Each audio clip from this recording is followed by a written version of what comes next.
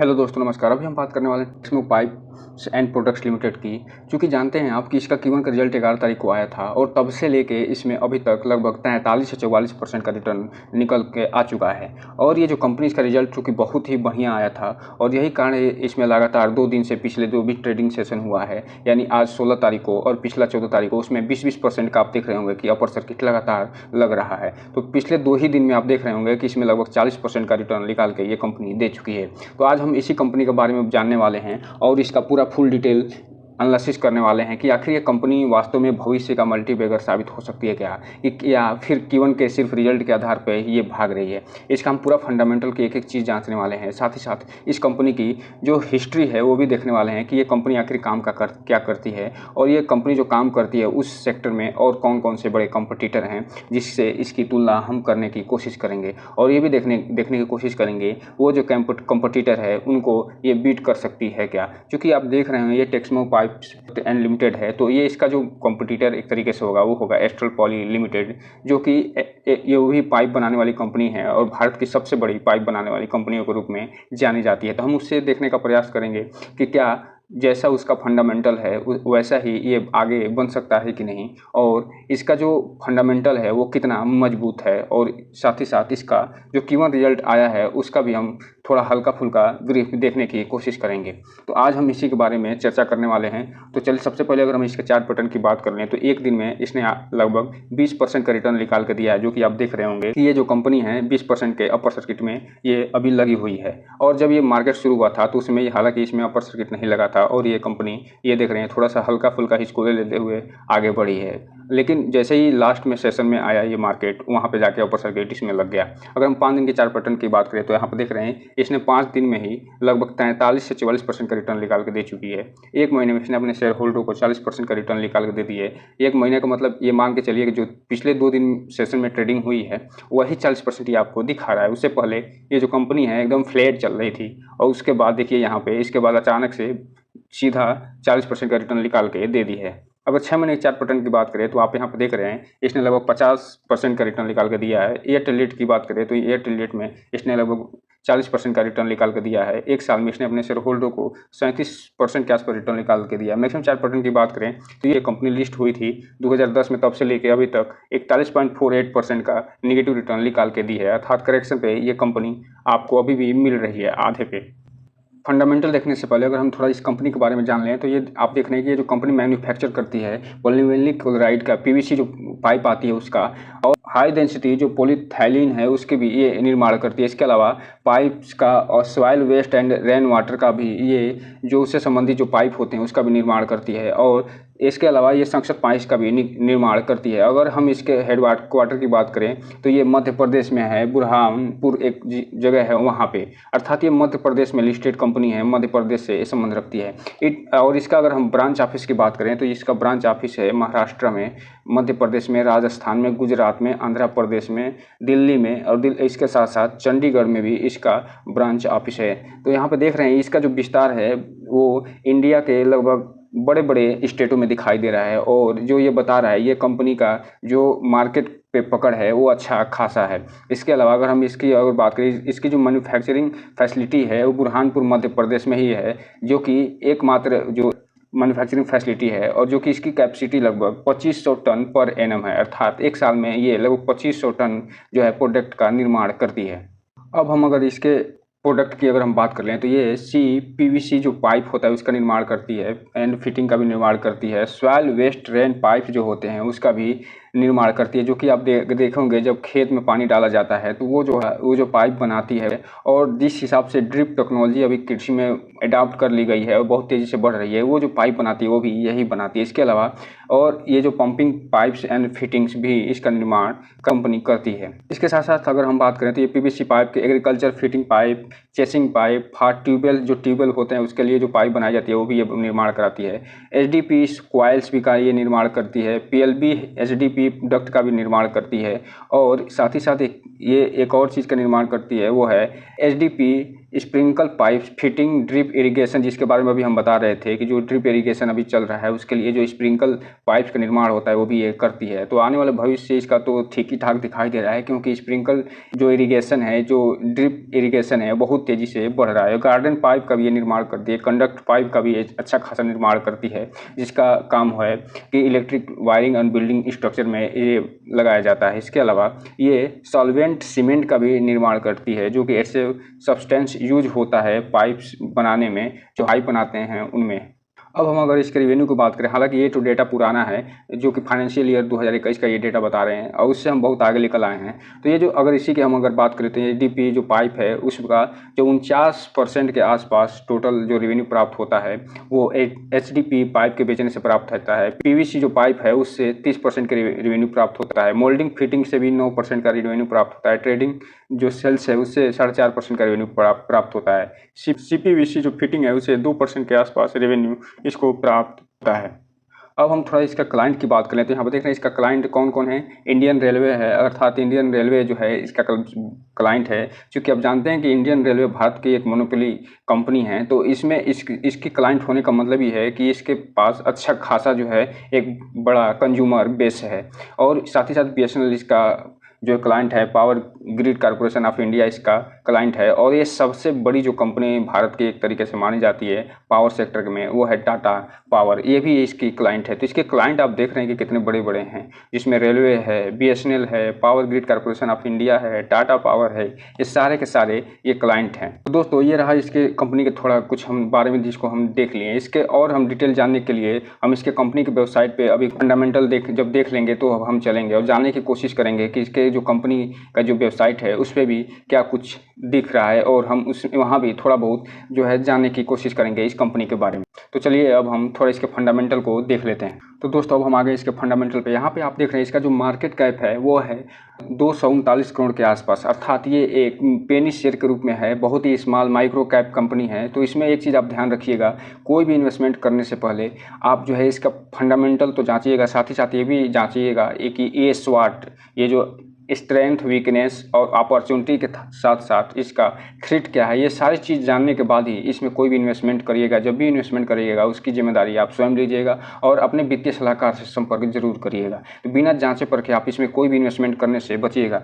और साथ ही साथ इसमें अगर इन्वेस्टमेंट करिएगा भी तो उतना ही करिएगा जितना आपके पास क्षमता हो, और आपका जो पैसा अगर डूब भी जाए, अगर उसमें कमी भी आ जाए तो उसमें कमी आने पे आपको पछतावा ना हो। तो ये आप यहाँ पे देख रहे हैं कि इसका जो मार्केट कैप है बहुत कम है, अर्थात ये कंपनी अगर बहुत तेज़ी से बढ़ सकती है तो ये बहुत तेज़ी से गिर भी सकती है। अभी आप देख रहे होंगे कि जिस हिसाब से इसमें कंपनी में लगभग 2 दिनों में ही 40% के आसपास इसमें वृद्धि दिखाई देती है, इसने रिटर्न निकाल के दे दिया है। वैसे ही आप देखेंगे कि ये जितनी तेज़ी से गति से भाग रही है वैसे ही इसमें करेक्शन की भी संभावना है। और ये भी देखेंगे आने वाले समय में जिसकी अगर 40% का रिटर्न निकाल के दी है तो ये 60% गिर भी सकती है। ये सब चीज़ें ध्यान में रखते हुए फिर आप इसमें कोई भी इन्वेस्टमेंट आप जो है निर्णय लीजिएगा। तो इसका मार्केट कैप आप देख रहे हैं कि लगभग 239 करोड़ के आसपास है। स्टॉक पी अभी इसका डेटा इसमें उपलब्ध नहीं है। इसका रिटर्न ऑन इक्विटी जो है वो माइनस में है, जो कि ये कंसर्निंग पॉइंट है। डेब्ट इस पे लगभग 30 करोड़ के आसपास है, जो कि ठीक ठाक है, काम चल जाएगा। प्रॉफिट ये पिछले जो है क्वार्टर का दिखा रहा है जो कि माइनस में है। इस प्रॉफिट के बजाय हम अभी जब इसके सेल्स और ग्रोथ की चर्चा करेंगे तो वहाँ पे इसको प्रॉफिट भी देखेंगे। प्राइस टू बुक वैल्यू जो है ₹1.30 के आसपास है, जो कि ठीक ही है। और अगर हम इसके करंट प्राइस की बात करें तो ये करंट प्राइस इसका ₹82 दिखा रहा है। बुक वैल्यू इसका ₹64 दिखा रहा है।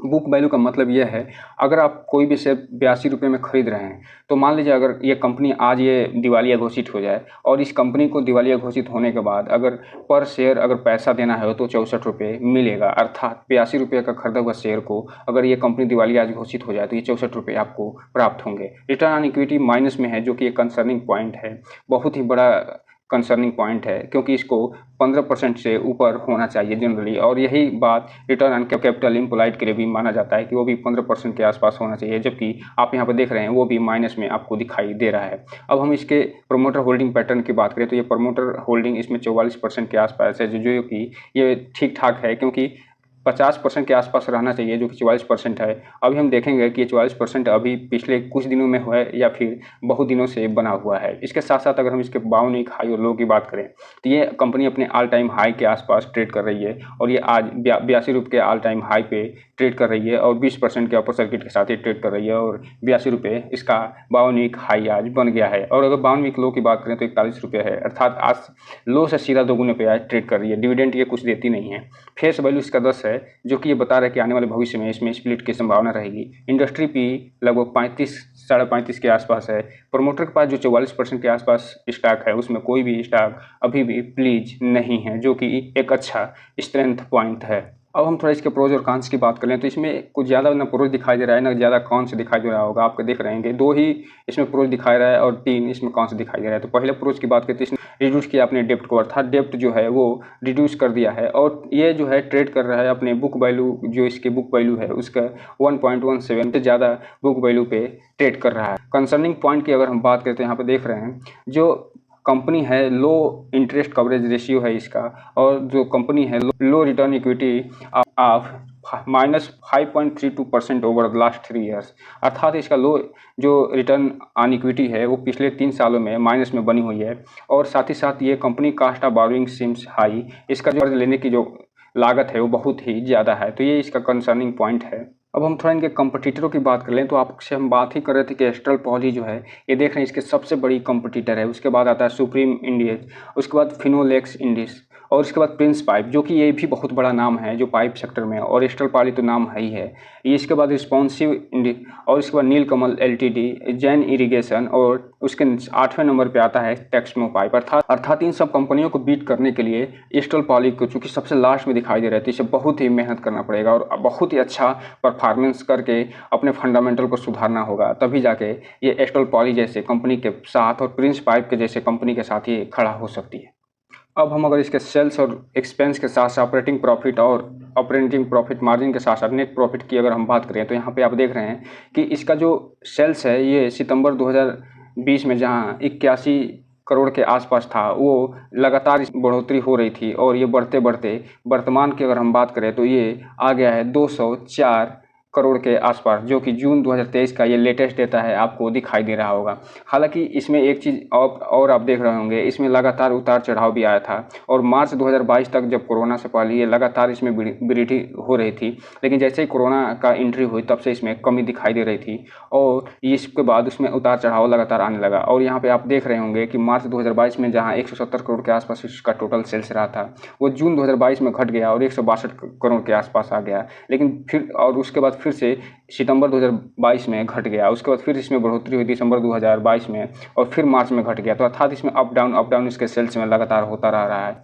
और जून 2022 में आप देख रहे होंगे कि फिर से इसमें वृद्धि हुई है। हालांकि जो है इसने अपने खर्चे को भी कंट्रोल किया है और इसका जो खर्चा है वो भी इसमें भी देख रहे होंगे पिछले क्वार्टर की तुलना में इसमें कमी आई है और 221 करोड़ से घट के 189 करोड़ पे आ गया है। वहीं इसका जो सेल्स रहा है वो मार्च 2023 की तुलना में इसमें वृद्धि हुई है और 166 करोड़ से बढ़ के 204 करोड़ पे आ गया है। और यही खर्च में कमी होने के कारण इसमें देख रहे होंगे कि इसमें अच्छी खासी वृद्धि दिखाई दे रही है। लगभग 14 करोड़ का इसको प्रॉफिट हुआ है, जो कि पिछला क्वार्टर बीता है मार्च 2023 का, उसमें इसको -55 करोड़ का लॉस हुआ था यार, अर्थात ये कंपनी घाटे में आ गई थी, जो कि दिखाई दे रहा होगा आपका। अर्थात ये जो ऑपरेटिंग प्रॉफिट है ये जो है -55 से बढ़ के वर्तमान में ये 14 करोड़ के आसपास आ गया है। हम अगर इसके नेट प्रॉफिट की बात करें तो इसका नेट प्रॉफिट जो है वो 8 करोड़ के आसपास इसका नेट प्रॉफिट बन रहा है, जो कि ये दिखा रहा है कि ये जो कंपनी जो पिछले क्वार्टर में घाटे में थी वो पॉजिटिव में आ गई है और पिछले क्वार्टर में जो घाटा था वो 75 करोड़ के आसपास घाटा था और ये माइनस में आप देख रहे हो 75 करोड़ के आसपास ये घाटा दिखा रहा है, वो वर्तमान में पॉजिटिव में आ गई है।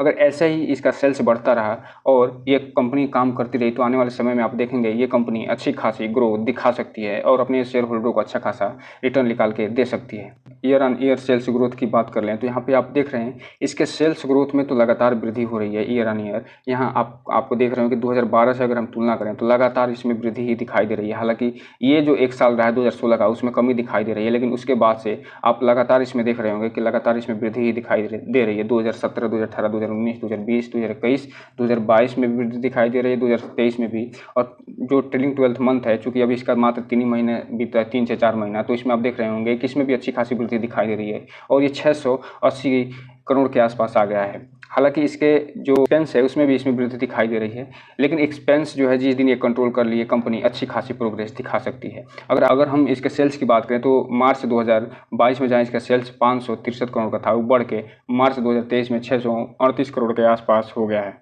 की अगर बात करें ट्रेलिंग 12 मंथ की तो 680 करोड़ के आसपास इसका टोटल सेल्स हो गया है। हालांकि इसके एक्सपेंस में भी वृद्धि दिखाई दे रही है और यही कारण है आप देख रहे होंगे कि इसमें अच्छा खासा इसका जो ऑपरेटिंग प्रॉफिट है उसमें निगेटिव में दिखाई दे रहा है। और मार्च 2022 में जहां ये प्रॉफिट में था 35 करोड़ का, वो मार्च 2023 में ये घट गया और ये घाटे में चली गई कंपनी। और अभी ट्रेलिंग 12 मंथ है उसमें भी ये 24 का घाटे दिखा रही है। और ये आया क्यों? क्योंकि इसमें एक्सपेंस में इसके अच्छी खासी वृद्धि दिखाई दे रही है। वहीं अगर हम इसके नेट प्रॉफिट की बात करें तो यहाँ पे आप देख रहे हैं इसका नेट जो प्रॉफिट है वो माइनस में है 72 करोड़, अर्थात ये कंपनी अभी भी घाटे में है 72 करोड़ की। जो पिछला क्वार्टर बीता था मार्च 2023 का, उसमें 72 करोड़ का इसने घाटा दिखाया था और उससे पहले मार्च 2022 में इसने 14 करोड़ का ये प्रॉफिट दिखाई थी। तो ये देख रहे होंगे कि खर्चा जितना तेज़ी से बढ़ रहा है और यही कारण है कि इसमें घाटा दिखाई दे रहा है। और ये ट्रेलिंग जो 12th मंथ है उसमें भी ये कंपनी घाटे में दिखाई दे रही होगी माइनस 64 करोड़ के आसपास। तो कुल मिलाकर अगर हम बात करें तो इसका ईयर ऑन ईयर तो सेल्स में अच्छी खासी वृद्धि दिखाई देती है और ये लगातार इसके सेल्स में वृद्धि हो रही है, लेकिन ये इसके खर्चे पर कंट्रोल न होने के कारण ये जो है कंपनी घाटे में चली जा रही है। अगर ये कंपनी अपने खर्चे पे कंट्रोल करे, अपने घाटे पे ये जो कंट्रोल कर ले, तो ये कंपनी अच्छा खासा प्रॉफिट दिखा सकती है।